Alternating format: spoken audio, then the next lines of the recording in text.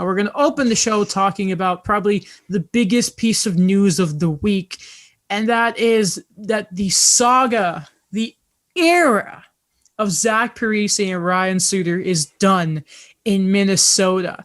On the 13th, they were both bought out of their contracts. They're mega deals. I believe they still had like 4 years left. 4 years, yeah. The contract that made that Steve Dangle cites as the reason he had to work for the KHL. We'll look at the exact details in a second. I'll get Cap Friendly up. I'll screen share it, and we'll get into the exact specifics of the money that will be awarded to Minnesota, / the penalties that will come later on during the time of this buyout penalty and such. First off, I want to get what were your guys' reaction, because it was very much, for me, it was just holy crap, this has actually happened.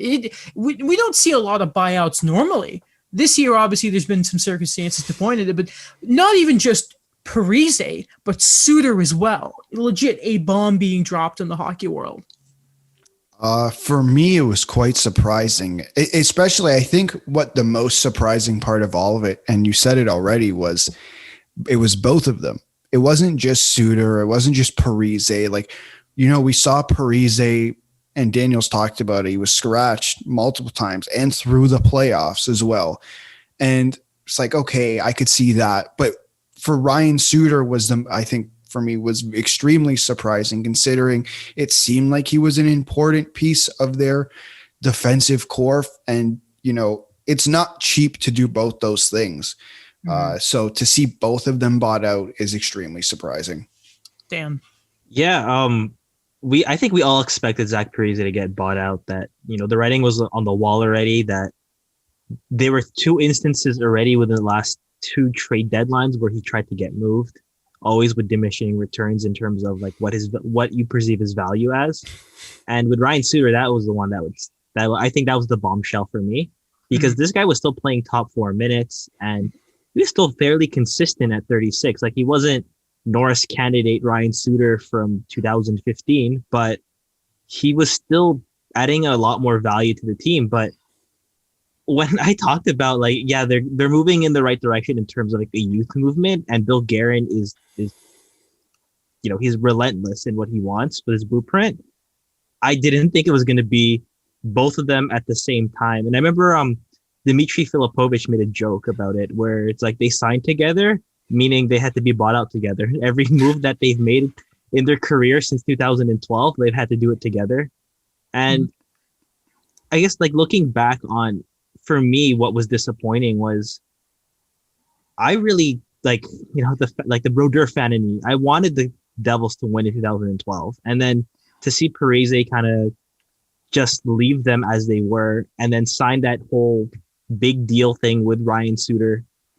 I think it was believed on July 4th, 2012, that was something that, like, we have to build a contender. And then it's just ironic now that we fast forward to 9 years, and they're the impediments towards making a team better.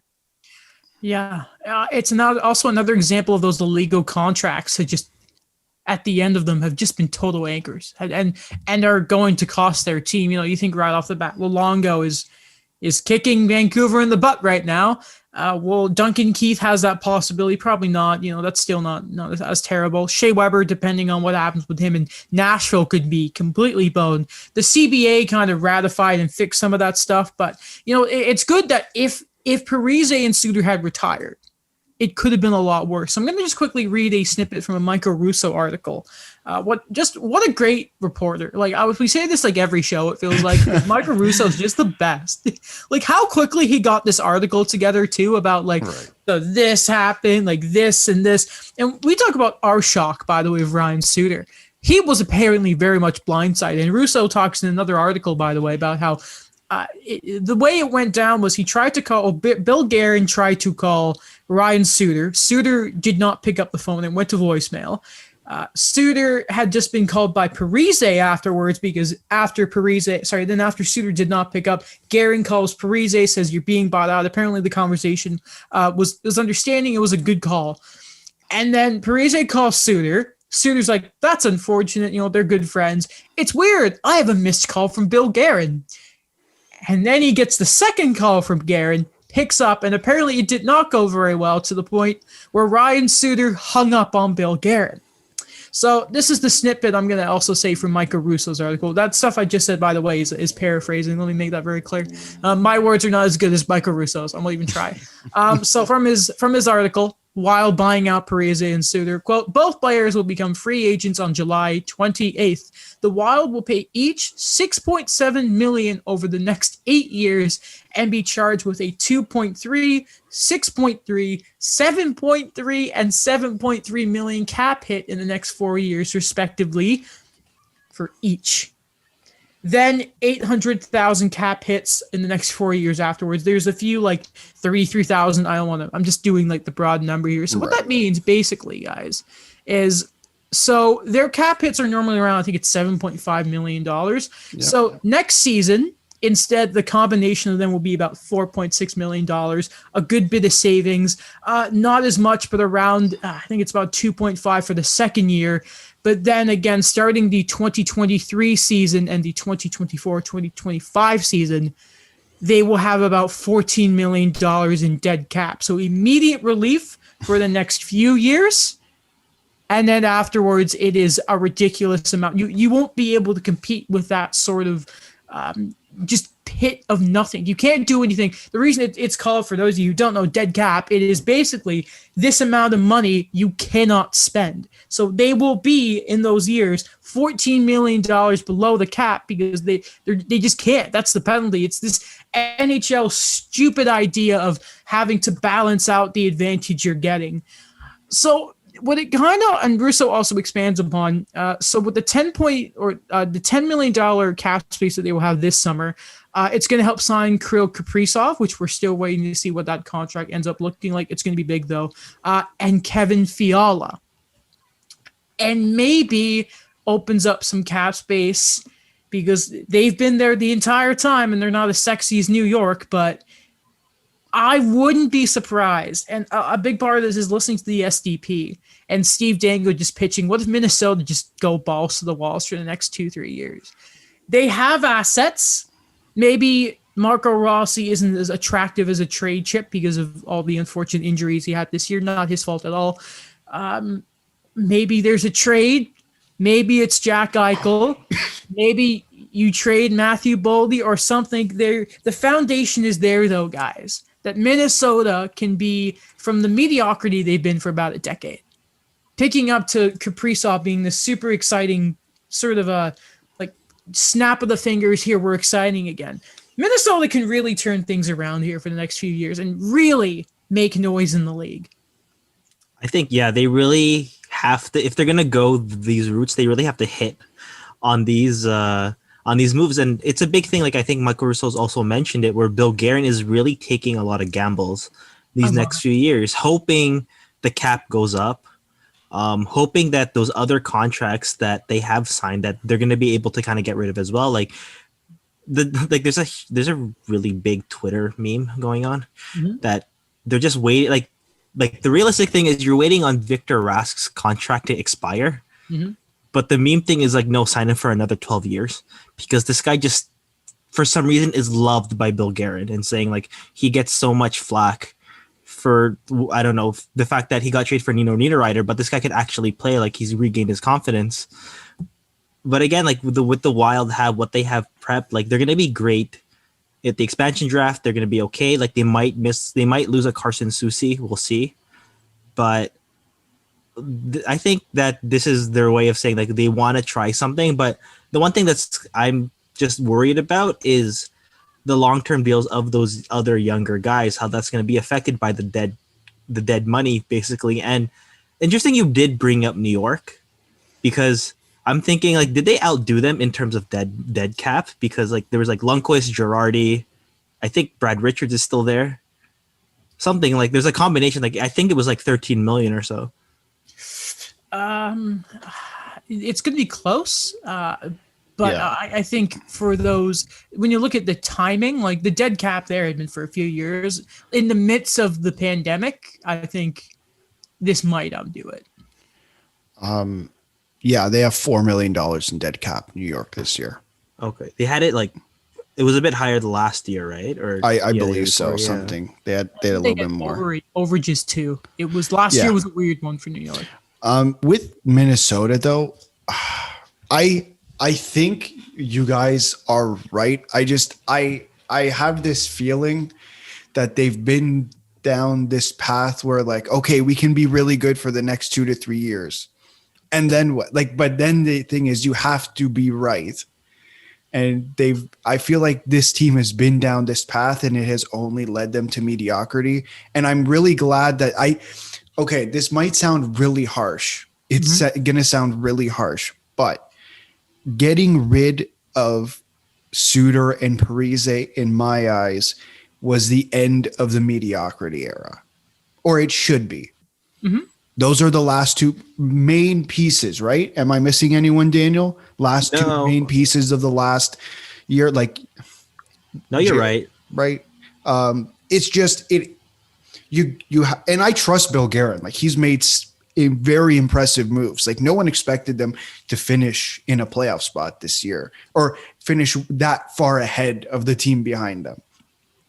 So but trust him in making the right moves. But it's a matter of, okay, in 2 to 3 years, then what are you going to do, right? You're going to retool for 2 years, which I think the argument was they were making on the SDP, which I guess makes sense. But in my eyes, is it better to run the next 3 or 4 years, stick to a plan, and then let it rip?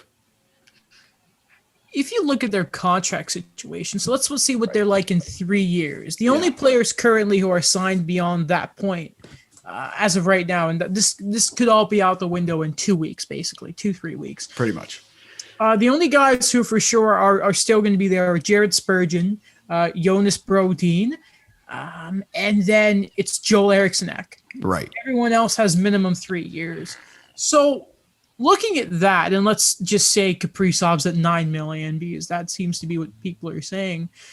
There isn't a lot to get in their way. That like the way that Guerin has sort of the timeline of how all of this dead cap is going is that it will show up when it's expected the cap will start going back up. It's obviously a big risk because then you really have to go on. Like, where are younger players like Boley and that going to be in 3 years? Like, what are they going to command? Now, maybe Guerin looks at the rest of the contracts and know, like, right now, at least we don't have anyone too serious committed at too high a cap hit. It's like betting on yourself, right? It's Guerin betting like we're going to be okay. Like, it may not be smart. Like, this could look terrible in a year or two. But man, at least he has the balls to do it. No, No? Say that again. Sorry. I'm rooting for him so badly right now. Yeah, like I agree with the buyout. I'm not like it's the path they go down because next year or this upcoming season it's 4.7 million. Then it automatically goes to 12.7 and then 14.7. So it really is 1 year of okay dead cap space, and then it becomes $12 million and then 14 for 2 years. So it's like you have really next year to really do some damage in the league. But would it not be better to stick to your plan than deviate from it is my argument. Because I do believe Garrett, I don't think you get the job and don't have a 5-year plan, let's say. That would be my argument. One thing with it is, and Michael Russo says it in the article, that like the logic was like, why don't you wait another year and see how that blueprint or that vision that Guerin had to come into a more fruition, because he still has a negotiating window with Kaprizov, and everybody's still improving. But again, like I think he talked about like the value just wasn't there anymore, and he wants to get everything done, but it's weird now where I thought about a thing where it's like that team that exceeds expectations. It's like what I said before, like the Oklahoma City Thunder, where they exceeded expectations with Chris Paul. Right. And then they realized we're not built for the long term. So let's trade him. Let's get rid of the veteran guy and then like just accumulate young assets. And it's interesting now because when we mention a Jack Eichel possibility or they want to work with the money and see how things go in a year or two. It's just crazy to think about, like, the Wild have been, basically a mediocre team. Like we never really talked about them too much until I guess I started working at the Hockey Writers. But again, like I think I just at the same time I started at the perfect time where they're just having this upswing. Right. Think of it like this as well. As I'm looking at their contracts, I'm having this mindset that let's say at the end of 2 years, they've tried and they failed. Like they've just been better teams. You do remember Colorado's in there, right? And that division. At the end of those 2 years, Zuccarello will have a year left. They're still gonna have Eriksson Ek. Like, at least like knowing if they get Kaprizov off locked up long term, and let's say you can get Jack Eichel, you still have like a good bit of your core with term. We see what happens with Fiala. Foligno will be up in 3 years. That's a guy you can sell off the last year. Hartman, they've rebuilt Bukestad's his value if they can bring him back as well. I think they'll have the pieces there and the assets that if they do have to then take this, okay, we're done here. We tried, we failed. And again, Guerin was under Pittsburgh. He was there. He has that sort of go for it in the window as long as he can mode. As long as he doesn't completely drain their assets, kind of what happened with Pittsburgh and only having Sam Poulin left. Oh, I think say with Chuck Fletcher, because before this episode, I was looking through Minnesota's going all in deals that he used to do at the deadline. He traded like a bunch of picks, like a first and a second in there for Martin Hansel. And then he traded like a bunch of other assets for Jason Pominville. Minnesota have an additional first this year too, because they have Pittsburgh's first and third. Yeah, from Jason Zucker. Yeah, they have room. They have room. The thing that Minnesota, and I don't think they will do this, is they can't sign another Matt Zuccarello contract. Yeah, like that ruins it. Like just on the spot, because let's say it's a guy who's making $5 to $7 million. Well, there goes your cap. There goes the cap space. So don't sign Zach Hyman. Yeah, like don't sign Zach Hyman. Don't like. It's just you can't do that again because that ruins it. That's why the moves have to be so right, or else it goes down the drain. In my eyes. Quietly, I also really like, we see which goalie they lose in the expansion draft, but Talbot's a guy they brought in. Kakinen has sort of been a guy they've tried to, correct me if I'm wrong here, Jana, but that's the guy they tried to bring in over a couple of years. Yeah. Spurgeon is older, but he is separate from Suter and Parise. The late bloomer. Just seems to be a guy who just go, sorry? Oh, he's a late bloomer, Jared Spurgeon. Like he didn't really get the opportunity. But what a defenseman. That's a guy who that contract is not great, but that's a guy you can see playing a bit later in his career. Brodin just goes about his business. We love Matt Dumba, but they like Matt Dumba because of what they've done to keep hold of him. Again, if they lose Susie, whatever, they still have those three main defensemen. You can do a lot with that. And then you also like Bonino's a guy he brought in. Sturm's a corner, like he's also that kind of late bloomer, right? Like Hartman was a project. Greenway, they've been creative with, but that's another younger guy. Foligno's this two-way guy people love. Eriksson Ek's a younger guy that's come in recently. Zuccarello, I believe, he was a Fenton bring-in, right? Yeah. Zuccarello, yeah. The one summer.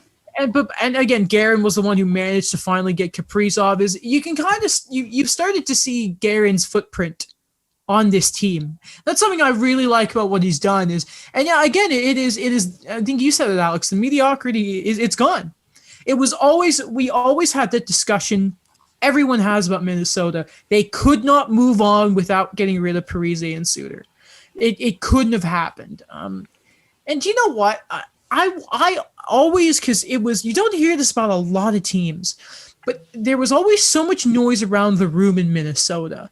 And whether it was like, there was always that, okay, there's Parise and Suter, and they were always talked about, but then in the background, it was always like, yeah, but what's Mikko Koivu doing in the back here? I don't know. There was always something with Minnesota, and like I feel like if at the end of this in a couple of years, Mike Russo has this big piece of like, here's what was happening behind the scenes. That's something I've always been curious about in Minnesota, because maybe since we don't hear about them because who's going to take the time because it's Minnesota. No offense. I don't know. This is it's always something in the back of my mind. Daniel, you're kind of a lot more well connected. What do you think? I'm gonna hand this over to you because I need to grab my Mac charger because it's at 2%. But I will show you.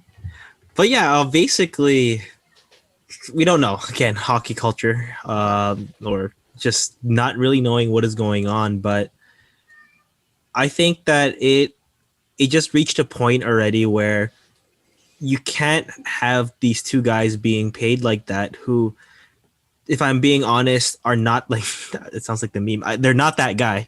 They're not that guy. They're not that guy. They're not that guy. That they couldn't lead you to winning. Like even with Mikko Koivu, I really liked him as a player, but it just the depth wasn't there, that they weren't gonna be able to kind of make it. And I think that they had rosters there that were interesting to see, but they were ones that they were just getting by.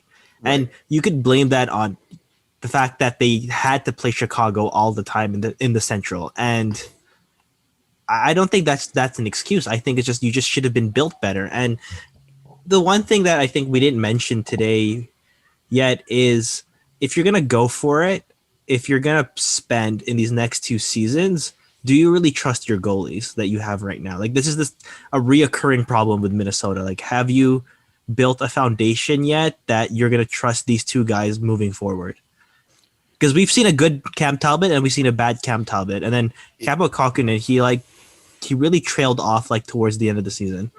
If there is a position that I do see them going in on, it is goaltending, right? Like let's assume, because if I'm Seattle, I do pick a goalie regardless if I'm going to use him or not. You can always trade him.